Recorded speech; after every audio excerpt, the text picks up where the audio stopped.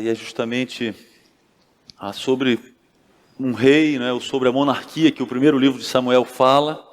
Ele apresenta, o primeiro livro de Samuel, ele vai contar para nós a história de quando Deus estabelece a monarquia em Israel, estabelece um rei para o seu povo. Então eles já estão na terra prometida já há muito tempo, não é? Há algumas centenas de anos já se passou bastante tempo. Desde aquela promessa para Abraão, desde aquela passagem pelo Egito, né? E agora eles estão na terra prometida. Mas eles não têm um rei. Quando a gente estuda o livro de Juízes, vocês lembram? O cenário que a gente vê não é bonito, não é? Cada um faz o que achava correto aos seus olhos.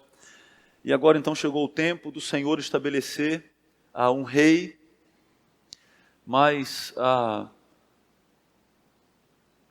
o estabelecimento desse rei se dá num contexto quando o povo de Israel, eles desejam ter um rei. De fato eles querem ter um rei, só que eles não querem o rei de Deus. Como é comum, né? Um coração obstinado, resistente, né? Então eles querem um rei. Mas a gente vai perceber isso à medida que for estudando o livro, que eles não querem o rei. Eles querem um rei porque as nações também têm um rei. Então eles querem um rei para dar vitórias para eles, não é? Eles estão cansados de perder para os filisteus, eles estão cansados de serem oprimidos por outras nações, então eles querem o que as nações têm, que é um rei.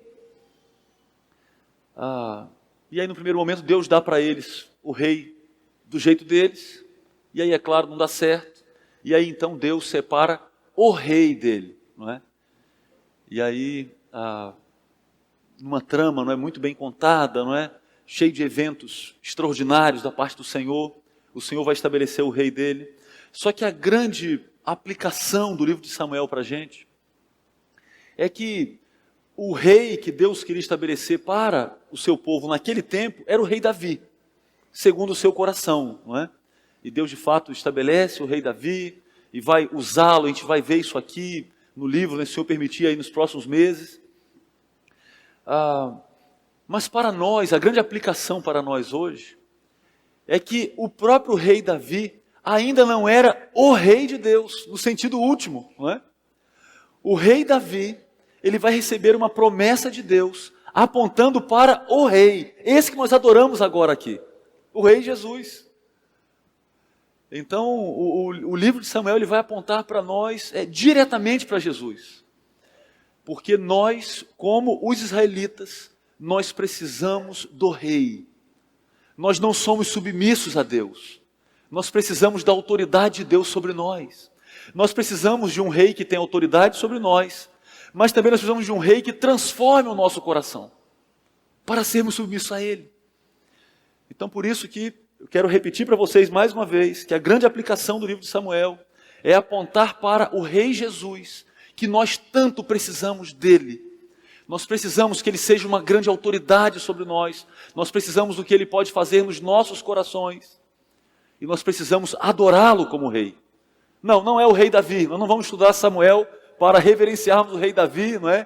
E passarmos agora... Não é isso, não é? Nós vamos olhar para o rei Davi, mas nós veremos que o rei Davi aponta para Jesus. Porque Jesus sim é o rei definitivo que Deus estava preparando. E aqui ele está construindo a história, não é devagarzinho. Deus é paciente, não é? Ele é muito paciente, ele lida conosco com paciência. Deus não é apressado como eu e você muitas vezes, não é? Especialmente eu, não é? Deus é paciente e ele vai construindo a história. E aqui ele está fazendo isso. Ele está estabelecendo a monarquia em Israel, apontando para uma monarquia superior. Aqui, apontando para aquele trono que o seu filho mesmo iria ocupar. E deve ocupar na minha vida, não é? E na sua vida também, de maneira plena. O capítulo que nós estamos dessa história, nós estamos aqui num tempo em que Deus a arca do Senhor, ela é tomada dos israelitas, porque eles guerrearam contra os filisteus. Vocês lembram disso, que a gente teve aqui hoje pela manhã? Eles guerrearam contra os filisteus, levaram a arca para a batalha, para tentar uma vitória, tentando manipular a Deus, tentando usar um objeto santo, não é? Eles são derrotados, perdem muitos homens, e acima de tudo, e além disso tudo, a arca é levada agora pelos inimigos. A arca que representava a presença de Deus no meio do seu povo, agora está em território estrangeiro, não está mais na Terra Santa, não está mais na terra da promessa, não está mais com o povo da promessa, está com um povo pagão. E nós vimos hoje de manhã que no primeiro momento, você pode abrir a sua Bíblia aí, 1 Samuel 5, eu não vou reler esse texto, nós já lemos pela manhã. No primeiro momento a arca vai parar dentro de um templo pagão. Os filisteus adoravam a Dagon, que era um falso deus, um ídolo. E os filisteus levam a arca ali para dentro, demonstrando que eles venceram os israelitas e venceram o Deus dos israelitas. Veja que arrogância, não é? E aí levam a arca para dentro do templo de Dagon. A estátua cai no chão na primeira noite, na segunda noite ela cai, quebra a cabeça, quebram as mãos de Dagon e ficam alinhadas na soleira. E nós vemos ali Deus se apresentando como Deus invencível, que não pode ser capturado, que não pode ser dominado, subjugado, de maneira nenhuma. Não pode, não é? Aliás, uma lição importante aqui nessa primeira parte é que as permissões de Deus não servem como uma demonstração da fraqueza de Deus. A arca foi capturada pelos israelitas. Por quê? Porque Deus é fraco? Não, porque Ele permitiu. As permissões dele não são demonstrações de fraqueza. As permissões dele são demonstrações de soberania. Deus é tão soberano que Ele faz coisas que nós não faríamos. E você pensando e falando, não, mas eu não ia deixar isso não. Isso aí é uma humilhação, não é? Deus não é assim como nós, não é? Na sua soberania, Ele faz permissões. E que muitas vezes as pessoas, e às vezes até os crentes, leem de maneira errada as permissões de Deus. Então, Sheila, aqui, por exemplo, no capítulo 5, é possível que um crente leia e pense, puxa, mas Deus foi derrotado pelos filisteus, como é que pode isso? É uma permissão de Deus, não uma fraqueza de Deus. Ele demonstra isso no decorrer da história, não é? Ele humilha Dagon, humilha aquele falso deus, aquele ídolo. Na sequência, Deus fere os filisteus com doenças graves que os levam à morte. Muitos deles morrem. Isso está no capítulo 5 também, que lemos pela manhã. Deus, ele se mostra irado. O Deus verdadeiro, ele revela a sua ira nessa segunda parte do capítulo 5, a de 1 Samuel. E aqui tem uma lição importante também. Aqui, a gente repete aqui na igreja muitas vezes, não é? As pessoas gostam de falar de Deus como um Deus bom, e é verdade. Mas muitas pessoas ignoram que Deus também se ira. E Deus pode fazer uma pessoa adoecer e morrer. É possível isso? É só você ler 1 Samuel 5 e saber que é possível. Isso aconteceu aqui. Aconteceu, e Deus deixou muito claro que de fato era Ele que estava trazendo aquelas doenças e promovendo a morte. Por que Deus estava fazendo isso? Porque Deus estava corrigindo aquelas pessoas. Deus estava demonstrando a sua ira, porque, queridos, Deus não acha graça do pecado. Ele não acha o pecado bonitinho não, Deus não faz assim. Ele se ira contra o pecado. É isso que Ele faz. Mas muitas pessoas ignoram isso. E às vezes, nós não gostamos disso. Mas é um problema aqui. Porque nós precisamos adorar a Deus como Ele é. E não como nós queremos que Ele seja. Porque isso é idolatria. Criar um Deus é idolatria. Adorar o verdadeiro Deus é adorá-lo como Ele é. E é isso que a gente faz quando a gente lê a Bíblia. A gente está buscando saber como Deus é, para nós nos relacionarmos com o Deus verdadeiro, da maneira como Ele deseja. E Ele demonstrou para os filisteus que Ele não desejava ser tratado daquela maneira. E Ele mostrou para eles, Ele demonstrou a sua ira para eles, fazendo com que vários deles ficassem doentes. E vários morreram por causa da ira de Deus. A ira de Deus foi tão visível para eles, que eles quiseram se livrar da arca, não é? E eles começaram a mandar de uma cidade para outra, não é? E aonde a arca chegava, causava pânico, e ela foi passando por cada cidade deles. Eles tinham 5 cidades-estados. Então, Roger, eram cidades importantes, não é? Destacadas, que funcionavam como núcleos, né, daquelas regiões menores, não é? Então, 5 cidades, cada uma com um governante. Mas em cada cidade, chegou num ponto em que a fama de Deus chegou antes da arca. As pessoas ficaram apavoradas e falaram: puxa, vocês mandaram essa arca para cá para nos destruir, todos nós vamos morrer.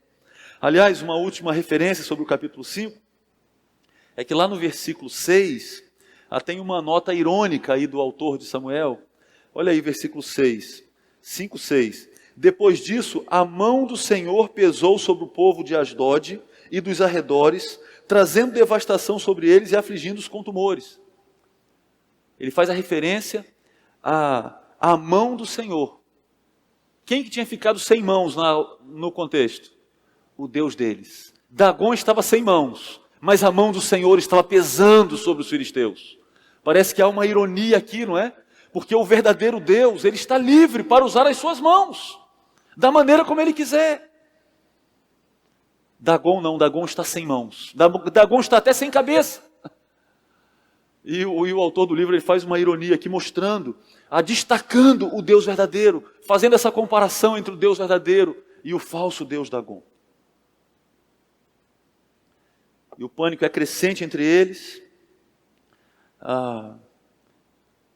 E reunindo então os príncipes, eles decidem devolver a arca. Eles decidem: olha, nós não podemos ficar com ela. Nós não conseguimos controlar esse Deus. Nós não vencemos esse Deus. Nós vencemos os israelitas, mas o Deus deles nós não vencemos. E aqui praticamente é uma declaração de rendição. Eles estão com aquela bandeirinha branca, não é a bandeirinha branca que se usa na guerra quando se rende? Eles estão com a bandeira branca. Não, essa arca não pode ficar mais entre nós. Então é nesse ponto que estamos na história. Quero convidar você para lermos com atenção o capítulo 6 agora. Olha aí como que vai se dar esse retorno da arca do Senhor, que representa a presença dele entre o seu povo. Olha aí no capítulo 6. Quando já fazia 7 meses que a arca do Senhor estava em território filisteu, os filisteus chamaram os sacerdotes e adivinhos e disseram: o que faremos com a arca do Senhor? Digam-nos com o que devemos mandá-la de volta a seu lugar. Eles responderam: se vocês devolverem a arca do Deus de Israel, não mandem de volta só a arca, mas enviem também uma oferta pela culpa. Então vocês serão curados e saberão por que a sua mão não tem se afastado de vocês. Os filisteus perguntaram: que oferta pela culpa devemos enviar-lhe? Eles responderam: 5 tumores de ouro e 5 ratos de ouro, de acordo com o número de governantes filisteus, porquanto a mesma praga atingiu vocês e todos os seus governantes. Façam imagem dos tumores e dos ratos que estão assolando o país e deem glória ao Deus de Israel. Talvez ele alivie a sua mão de sobre vocês, seus deuses e sua terra. Por que ter o coração obstinado como os egípcios e o faraó? Só quando esse Deus os tratou severamente, eles deixaram os israelitas seguirem o seu caminho. Agora então preparem uma carroça nova, com 2 vacas que deram cria, e sobre as quais nunca foi colocado jugo. Amarrem-nas à carroça, mas afastem delas os seus bezerros, e ponham-nos no curral. Coloquem a arca do Senhor sobre a carroça, e ponham numa caixa, ao lado, os objetos de ouro que vocês estão lhe enviando como oferta pela culpa. Enviem a carroça e fiquem observando. Se ela for para o seu próprio território, na direção de Bet-Semes, então foi o Senhor quem trouxe esta grande desgraça sobre nós. Mas se ela não for, então saberemos que não foi a sua mão que nos atingiu e que isso aconteceu conosco por acaso. E assim fizeram. Pegaram 2 vacas com cria, amarraram-nas a uma carroça e prenderam seus bezerros no curral. Colocaram a arca do Senhor na carroça e junto dela a caixa com os ratos de ouro e as imagens dos tumores. Então as vacas foram diretamente para Bet-Semes, mantendo-se na estrada e mugindo por todo o caminho. Não se desviaram nem para a direita, nem para a esquerda. Os governantes dos filisteus as seguiram até a fronteira de Bet-Semes. Ora, o povo de Bet-Semes estava colhendo trigo no vale, e quando viram a arca, alegraram-se muito. A carroça chegou ao campo de Josué de Bet-Semes e ali parou ao lado de uma grande rocha. Então cortaram a madeira da carroça e ofereceram as vacas como holocausto ao Senhor. Os levitas tinham descido a arca do Senhor e a caixa com os objetos de ouro e as tinham colocado sobre a grande rocha. Naquele dia o povo de Bet-Semes ofereceu holocaustos e sacrifícios ao Senhor. Os 5 governantes dos filisteus viram tudo isso e voltaram naquele mesmo dia a Ecrom. Os filisteus enviaram ao Senhor como oferta pela culpa estes tumores de ouro, um por Asdod, outro por Gaza, outro por Ascalon, outro por Gate e outro por Ecrom. O número dos ratos de ouro foi conforme o número das cidades filisteias que pertenciam aos 5 governantes, tanto as cidades fortificadas como os povoados do campo. A grande rocha sobre a qual puseram a arca do Senhor é até hoje uma testemunha no campo de Josué de Bet-Semes. O Senhor, contudo, feriu alguns dos homens de Bet-Semes, matando 70 deles por terem olhado para dentro da arca do Senhor. O povo chorou por causa da grande matança que o Senhor fizera. E os homens de Bet-Semes perguntaram: quem pode permanecer na presença do Senhor, esse Deus santo? A quem enviaremos a arca para que ele se afaste de nós? Então enviaram mensageiros ao povo de Quiriate-Jearim, dizendo: os filisteus devolveram a arca do Senhor. Venham e levem-na para vocês. Os homens de Quiriate-Jearim vieram para levar a arca do Senhor.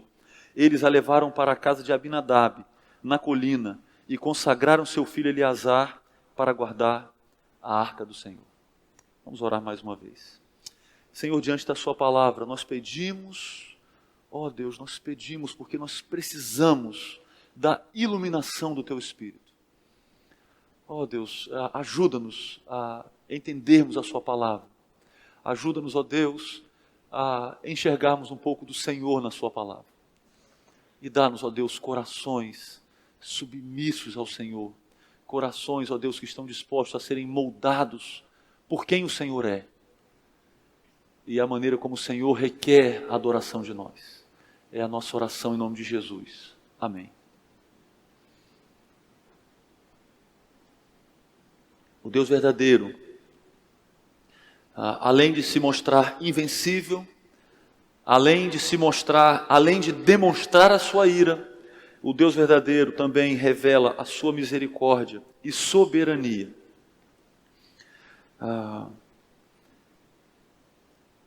No capítulo 5, ainda no verso 12, finalzinho aí do capítulo 5, né? O texto diz que o clamor da cidade subiu até o céu. Notaram isso aí no texto? Uma notazinha que pode passar despercebida, não é? O clamor dos filisteus subiu até o céu, onde habita o Deus verdadeiro. Em meio à grande tensão, naquele desespero, os filisteus clamaram a Deus. E sabe o que aconteceu? Deus ouviu o clamor deles. Será que Deus é misericordioso? Será que Deus se mostra misericordioso no Antigo Testamento? Certamente. O Senhor poderia ter exterminado aqueles filisteus, mas não é isso que Ele faz. Ele também demonstra a sua misericórdia. Ele dá para eles aquilo que eles não merecem. Ele deixa de dar para eles aquilo que eles merecem, melhor dizendo. Não é? Ele é misericordioso. Ele não os extermina completamente. Ele ouve a oração dos filisteus. Olha que coisa. E Ele atende. Deus, Ele tem controle total sobre a situação. Por isso que Ele pode atender o clamor dos filisteus. E fica claro que a solução que é descrita no capítulo 6, ela está debaixo da permissão dEle. E aquele plano vai dar certo, não por causa da habilidade daqueles sacerdotes pagãos. É claro que não. Aquele plano vai dar certo, porque Deus está conduzindo a história de maneira misericordiosa. Ele agora vai livrar os filisteus da sua ira. Ele vai afastar deles a sua ira, retirando do meio deles a arca, que simbolizava a sua presença. Depois de 7 meses, eles não aguentavam mais. E agora, os filisteus estão se aconselhando com os seus sacerdotes, com os seus especialistas religiosos. Então, no nosso tempo, seria uma miscelânea grande aqui, não é? Seriam os líderes religiosos aí, eles apelaram para o que tinha direito, né? E muitas vezes pessoas desesperadas cometem esse erro, não é? Elas, às vezes com um filho doente, não é? E elas apelam para o que tiver na frente dela como uma promessa de esperança, não é? E isso não está certo. Não está certo. É uma situação muito triste, né? Uma pessoa desesperada. Mas mesmo o desespero, ele não nos livra, né? Ele não nos deixa livres para irmos onde quisermos. Não. No desespero, sabe para quem nós devemos ir? Para o Deus verdadeiro. É para Ele que nós devemos ir, não é? Mas os filisteus foram para os seus líderes religiosos. E eles falaram, olha, o que nós devemos fazer? E aí a instrução foi a seguinte, olha, vocês precisam oferecer uma oferta pela culpa. Precisa ter aí alguma oferta. Então vocês vão fazer alguns tumores, representando, pelo jeito aqui, né, os sintomas que eles tinham da doença que os estava matando. E também vocês vão fazer 5 ratos de ouro. E os ratos estão envolvidos aqui, ou transmitindo as doenças, ou eles entendem que os ratos que transmitiam as doenças. Nós não sabemos se era de fato a culpa dos ratos ou não, não é? Mas os ratos estavam lá. E aí eles preparam então, eles vão agora preparar aqueles objetos de ouro. Por que 5 objetos? Como eu falei para vocês, 5 cidades, representando as 5 cidades, representando os 5 líderes. Uma oferta que deveria ser entregue juntamente com a arca. O verso 5 se destaca, não é? Olha o que eles dizem no verso 5. Façam imagens, tal e dos ratos, e deem glória ao Deus de Israel. Olha que coisa. Quem está falando isso aqui? Os sacerdotes dos filisteus, os pagãos. Os pagãos. Aqueles sacerdotes exortaram o seu povo a demonstrarem o devido respeito pelo Deus de Israel. Respeito que os próprios israelitas não estavam demonstrando. E respeito que os próprios filisteus também, é claro, não demonstraram. E agora eles dizem, deem glória ao Deus de Israel. Eles não deveriam ter um coração obstinado ou endurecido como os egípcios. Eles vão lembrar de um acontecimento que está lá atrás. Veja bem, 400 anos já tinha se passado depois desse evento no Egito. Não tinha sido pertinho não. 400 anos atrás. E eles sabiam da história. Os filisteus sabiam da história. Não são os israelitas. Os filisteus. Eles dizem, olha, como que nós vamos ter um coração obstinado? E aqui há um trocadilho no hebraico aqui, Tarcísio. Tem uma palavra, não é? Glória com endurecer. No hebraico são palavras que se parecem. E eles dizem, olha, deem glória ao invés de endurecer o coração. E aí eu anotei assim, né? É a hora que o ímpio prega para o justo. Porque depois o israelita, quando ele recebeu o livro de Samuel escrito, vários anos depois, não é? Agora ele vai ouvir o filisteu falando isso e é uma mensagem para ele. Eu preciso dar glória para o Deus de Israel. Eu não posso tratá-lo de maneira irreverente. Um testemunho histórico aqui, né, de uma ação poderosa do Senhor. Todos os filisteus foram convencidos de que a arca era um objeto perigoso e que deveria ser manuseada com grande cuidado por causa do Deus que ela representava. E essas histórias iriam estimular os israelitas a terem fé na capacidade divina de resgatá-los. É algo aqui para eles muito precioso, não é? Há aqui os inimigos falando do poder resgatador do Deus de Israel. Imagine que alegria para o israelita ler isso, ouvir isso. Puxa, até os nossos inimigos sabem que o nosso Deus pode nos resgatar. Então nós precisamos crer nisso também, que de fato Ele pode nos resgatar. Mas a forma como a arca também seria devolvida não seria de uma maneira comum, não é? Então o comum, pense aí, como seria uma maneira comum? Eles pegam, seguram a arca, levam, entregam, desculpa aí, toma aqui os presentes, né? Vamos embora. Bandeirinha branca, né? Não devemos aqui guerrear não, devemos entregar a arca. Não, eles fazem um oráculo. Eles querem saber é uma forma de adivinhação aqui. Então o que nós vamos fazer? Aí eles instruem, né? 2 vacas com bezerros novos. Coloca essas vacas numa carroça, coloca a arca em cima da carroça, e aí você vai puxando o bezerro na frente, é isso? Não, prende os bezerros no curral. O que uma vaca com um bezerro novo ela vai fazer? Vocês sabem? Eu já vi isso acontecer. Ela quer ficar perto do bezerro de todo jeito. Não é isso? O pessoal da roça aí sabe. Tem gente que está fazendo cara assim que não sabe, não é da roça. Ou está fingindo que não é. Não é? Olha só. Não é natural a vaca deixar os seus bezerros. Ou aquelas 2 vacas deixarem os seus bezerros. Isso não seria natural. E elas irem seguindo numa direção oposta. E tem mais. Numa estrada íngreme. Irem subindo o morro. E levando por alguns quilômetros a arca do Senhor, sem que ninguém fosse ali tocando ou puxando. A instrução era que os líderes filisteus ficassem atrás, vigiando de longe. E se elas fizessem o que era natural, que é ir para perto do bezerro e ficar parado lá, bom, foi acaso, essas mortes todas. Mas se elas forem direto para a cidade dos israelitas, chamada Bet-Semes, olha, não tem mais dúvida, não tem como ter dúvida. É claro, foi Deus que pesou a sua mão sobre nós. Eles vão executar o plano fielmente. O que acontece? Acontece algo sobrenatural. Acontece algo sobrenatural. E Deus está demonstrando a sua soberania, a sua misericórdia por um lado, porque Ele está livrando os filisteus da sua ira, mas Ele também demonstra a sua soberania sobre a natureza, mais uma vez. São inúmeras as referências do domínio de Deus sobre a natureza, sobre os animais, sobre o clima. É impressionante. Não há por que temermos a natureza. Nós precisamos temer ao Deus que controla a natureza. Não há por que sermos paralisados com medo da natureza. Devemos temer a Deus. É o que Ele faz aqui. Aquelas vacas levam a arca para os israelitas.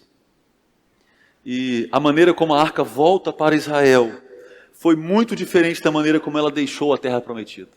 Não é isso? Ela é retirada de Israel com um exército, provocando mortes entre eles. E agora ela volta com esse mesmo exército, esse mesmo povo, sendo humilhados por Deus. Essa estratégia é muito humilhante, vocês conseguem perceber isso? É extremamente humilhante. Eles estão ali, agora eles precisam se livrar. E eles mandam presentes em ouro. Não tem mais agora espólio de guerra. Não, agora tem presentes em ouro. Para o Deus de Israel. Com muita reverência, com muito cuidado. Queridos, a afirmação dos filisteus vale para os israelitas, porque eles também devem tributar glória ao Senhor e não endurecer o coração. Porque o Deus Santo precisa ser tratado com respeito. Aqueles que ofenderam o Senhor precisam honrá-lo e não endurecer o coração. Então, quando nós pecamos contra Deus, nós temos 2 opções. Uma é endurecermos o coração e batermos o pé. Não, daqui eu não saio, daqui ninguém me tira. Só que essa opção é ruim, essa opção está errada. A segunda opção é apresentar diante de Deus um coração que teme a Ele, que se arrepende, que confessa o pecado, que procura reparar o erro, que se retrata, que muda de caminho. Essa opção é a única opção que nós temos, na verdade. Correta é só essa. É só essa. O que os filisteus fizeram é uma demonstração para nós do que devemos fazer diante desse Deus que se ira, mas também esse Deus misericordioso. Precisamos apresentar diante dele corações arrependidos. O arrependimento, ele é claramente recomendado nessa história. Eu e você podemos contar com a misericórdia de Deus se apresentarmos corações sensíveis a Ele. Por isso, querido e querida, não insista no erro. Não insista. Não insista. Nós não podemos insistir no erro. Não podemos. Lendo 1 João essa semana, ele estava lembrando, né? Nós não podemos negar que somos pecadores. Ele fala lá, olha, se você disser que você não peca, você está mentindo, não é? Então nós somos pecadores. E aí precisamos contar com o perdão que há nele. Aí na sequência ele vai dizer ali, se confessarmos os nossos pecados, ele é fiel e justo para nos perdoar os pecados e nos purificar de toda a injustiça. Enquanto eu fico negando o meu pecado, eu não desfruto do perdão que há em Jesus. Quando eu confesso o meu pecado, eu desfruto do perdão que há em Jesus. E é isso que o Senhor espera de nós. Mas o texto continua. Por fim, o Deus verdadeiro revela a sua santidade. É o que nós vemos aí a partir do verso 13 que já lemos, no capítulo 6. Quando a arca chega em Bet-Semes, aí eles estão colhendo o trigo, aqueles homens estavam trabalhando, não é? E quando eles veem a arca, eles se alegram muito. Você lembra do clima em Israel, demonstrado lá pela nora do sacerdote Eli, quando ela dá à luz aquele menino e ela morre na hora do parto? Aquele é o clima em Israel. Não esqueça disso. Agora a arca voltou, sem que eles fizessem nada. O que os israelitas fizeram para trazer a arca de volta? Nada. Ela chegou ali, aquelas vacas levaram a arca para eles, para o território israelita. E eles fazem uma grande festa. E agora, para a colheita, para o trabalho, é hora de celebrar. Depois de 7 meses, o símbolo da presença de Deus volta para o povo de Deus. E eles param o trabalho e se voltam para a adoração. Era tempo de celebrar a chegada da arca do Senhor. Versículos 17 e 18 fazem uma nota sobre os filisteus. Eles veem que tudo deu certo e aí eles voltam para casa aliviados, né? Olha, nós nos livramos desse problema. Em contrapartida, os israelitas estão comemorando a chegada da arca do Senhor. No verso 18, tem mais um marcador histórico, né? Falando sobre a grande rocha, que eles colocam a arca do Senhor em cima, e aí ele diz, no final do verso 18, até hoje, uma testemunha no campo de Josué de Bet-Semes. A grande rocha sobre a qual puseram a arca do Senhor é, até hoje, uma testemunha no campo de Josué de Bet-Semes. Então ele está falando para os primeiros leitores, ele está dizendo, olha, se você tiver dúvida dessa história, se quer confirmar essa história, vá lá nesse campo e você vai ver essa grande rocha. E você vai identificá-la, e você vai saber que um dia, em cima daquela grande rocha, esteve ali a arca do Senhor. A presença de Deus esteve ali. E você sabe como que ela chegou? Ela chegou de uma maneira extraordinária. Tinha sido uma grande tristeza quando ela deixou o nosso meio, e ela voltou de uma maneira extraordinária, e Deus demonstrando que de fato Ele é um Deus extraordinário, que não pode ser dominado pelos inimigos. É um marcador histórico aqui, não é? Nesse verso 18. Mas no versículo 19 nós temos uma surpresa. Olha aí a surpresa que temos no verso 19. No verso 19, no meio daquela festa, tem morte. Várias mortes. E não são mortes agora causadas pelos filisteus, não é? Numa batalha. Não. Deus mata 70 daqueles homens. Só uma nota aí, não é? Quem tiver com a revista atualizada vai ler 50.070, não é? Eu acho que na corrigida deve estar assim também. A NVI traz uma tradução mais precisa, não é? Corrigindo, porque de fato aquela cidade era muito pequena. E você tem uma dificuldade grande com os números do Antigo Testamento. Os números não são fáceis de serem traduzidos, não é? Você tem vários problemas com os números. Então, algumas cópias apontam para 70 homens. O que é um número mais razoável, porque a cidade não cabia 50.000 homens. Tem descobertas arqueológicas, não é, bem confiáveis, apontando para isso, não é? Então por isso que a NVI traduz como 70 homens. 70 homens morrem porque olham para dentro da arca.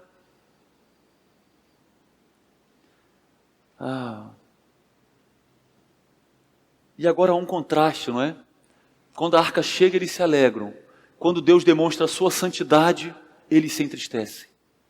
E eles ficaram muito tristes, porque Deus demonstrou a sua santidade. Havia ali uma irreverência da parte daqueles homens, porque a arca de Deus não era um objeto de curiosidade, Vocês lembram onde a arca de Deus ficava?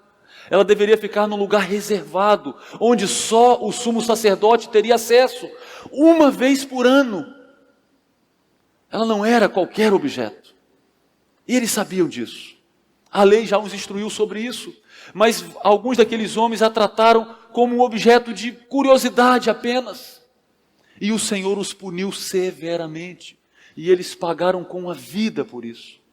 Deus demonstrou a sua santidade entre eles.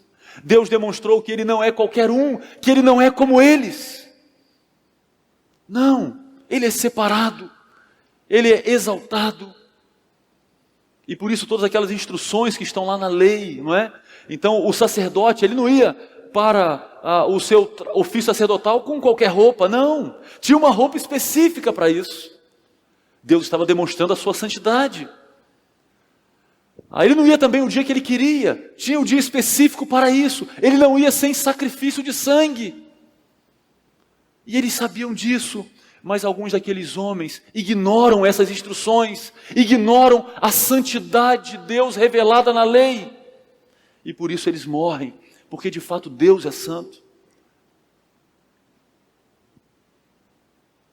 Deus, e por ser santo, Deus ele precisa ser tratado com a devida reverência e respeito. E aí agora no verso 20, talvez a pergunta mais importante de toda essa narrativa. Olha aí. Os homens de Bet-Semes perguntaram: quem pode permanecer na presença do Senhor, esse Deus santo? Quem pode permanecer? Talvez essa seja a grande pergunta que deve estar na nossa mente ao lermos essa narrativa. Quem pode permanecer na presença desse Deus santo? Esse Deus que se ira, esse Deus que é invencível. Quem pode ficar na presença dele? Os filisteus já tinham mandado a arca embora, vocês lembram disso? Os israelitas já tinham pago um preço alto quando a arca foi levada, porque eles a usaram de maneira errada também no campo de batalha. E agora, mais uma vez, os israelitas, ao receberem a arca, eles sentem o peso de lidar com Deus santo. Não pode ser de qualquer maneira. Não. Só que a segunda colocação dele, eu penso que ela é muito triste. A segunda pergunta que eles fazem: a quem enviaremos a arca para que ele se afaste de nós? Uma pergunta triste, porque aqui não são mais os pagãos que estão falando. Aqui é o povo de Deus, é o povo da aliança. E quando eles veem a santidade de Deus, sabe o que eles querem?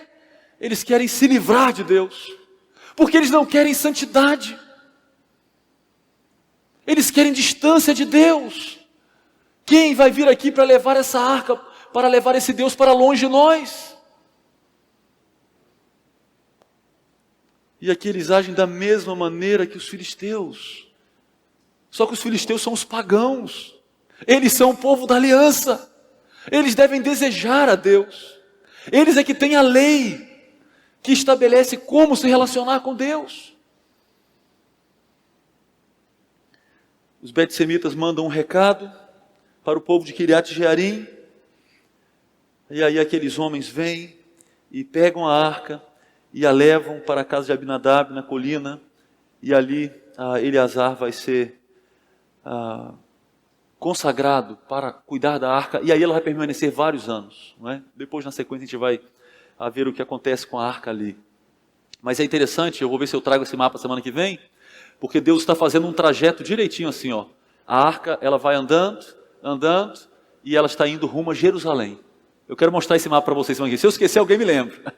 É muito interessante, Deus está levando a arca para Jerusalém, só que Ele não leva pelo caminho mais curto, Ele leva por um caminho longo. Né? Ele usa as vacas, usa os filisteus, ele usa essa indiferença do povo de Bet-Semes, e ele está levando a arca para Jerusalém. Ela vai chegar lá, que é o lugar que ela deve estar, mas ele está conduzindo aqui a história. Queridos,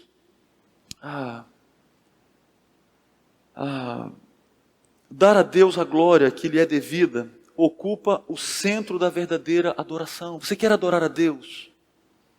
E eu penso que muitos aqui querem. Nós precisamos dar glória a Deus. porque isso é a essência da adoração. Nós podemos falar de um monte de coisa externa, não é? Essas coisas não são o centro da adoração. O centro da adoração a Deus é dar glória a Ele, é reconhecer a glória dEle, os atributos dEle. Porque o Deus incomparável se recusa a dividir a sua glória. Deus não tolera. Ele não dividiu a sua glória com Dagon. Não, é claro que não. Imagina se Deus vai dividir a sua glória com um ídolo. Por isso que nós precisamos adorá-lo como Ele é de fato. Por isso que nós precisamos estar preocupados em conhecer a Deus como Ele é, para adorarmos a Ele, para que as nossas orações sejam marcadas pela adoração a Ele, por quem Ele é. E talvez esse texto possa motivar você a orar a Deus, adorando pela sua santidade. Senhor, como o Senhor é santo. E aquele acontecimento grave entre os betsemitas demonstrou isso para mim, me lembrou disso, Senhor, como o Senhor é santo. Que privilégio eu tenho de poder falar com o Senhor. E aí você vai lembrar daquela pergunta, não é, que ecoa, deve ecoar em nossas mentes: quem pode permanecer na presença do Senhor, esse Deus santo?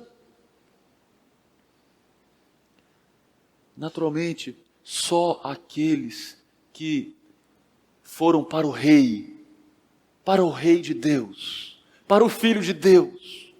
Aqueles que foram para o Rei, esses podem permanecer na presença do Deus Santo, porque eles foram perdoados pelo Rei, eles foram transformados pelo Rei, eles têm agora uma vida marcada pelo arrependimento, eles têm agora uma vida marcada pela santidade. Aliás, a santidade de Deus precisa inspirar temor em nós. A santidade de Deus precisa inspirar temor. Como que nós vamos lidar com o nosso Senhor e Salvador? De qualquer maneira, sendo Ele santo. O temor a Deus é o primeiro passo para aquele que quer ter um relacionamento com Ele. Esse é o primeiro passo, não é? Mas eu quero terminar, desejo terminar, lendo com vocês Colossenses 1, 21 a 23. Se vocês puderem abrir aí, nós já estamos concluindo aqui. Colossenses 1, eu não sei se dá para projetar aí. Colossenses 1, 21 a 23.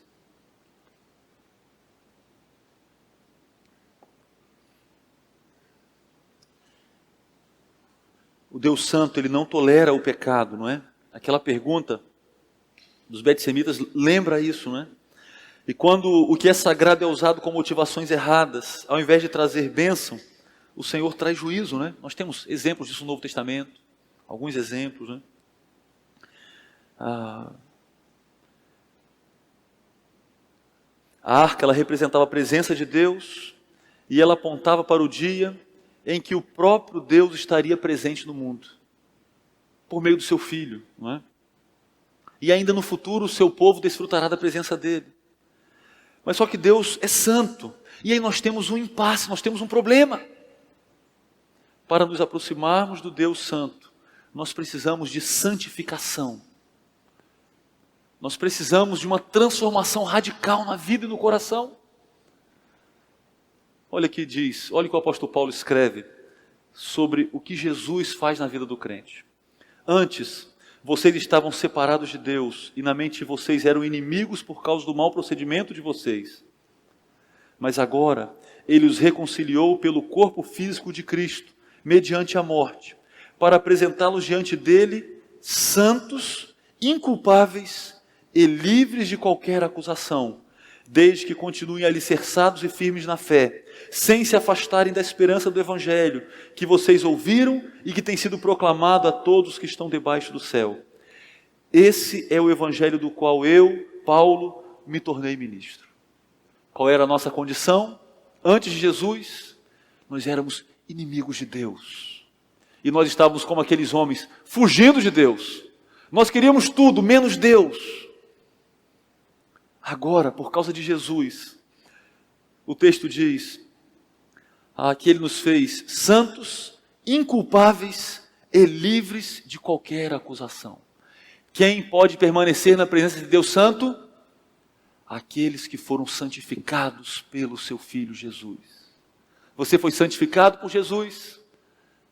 Dê glória a Ele, porque você pode desfrutar da companhia desse Deus Santo. Você pode ter um relacionamento com o Deus Santo. Mas se você ainda não confiou no Filho de Deus, se você ainda não creu em Jesus, querido, você precisa dele. Porque a sua condição sem Jesus é a mesma condição daqueles betsemitas. É uma condição de medo, de pavor. É parecido com a condição daqueles filisteus que querem se livrar de Deus, que lutam com a consciência para não lembrar de Deus, que é uma consciência que os acusa e tentando negar a Deus na sua consciência. O caminho não é esse. Vá para Cristo e receba dele o perdão que você precisa, o perdão que vai promover a paz entre você e o seu Criador. A paz entre você e aquele que tem autoridade sobre a sua vida, porque ele de fato é o dono da sua vida. Que o Senhor Jesus, que o próprio Senhor Jesus nos abençoe, nos ajude. Talvez um resumo aí do texto, não é?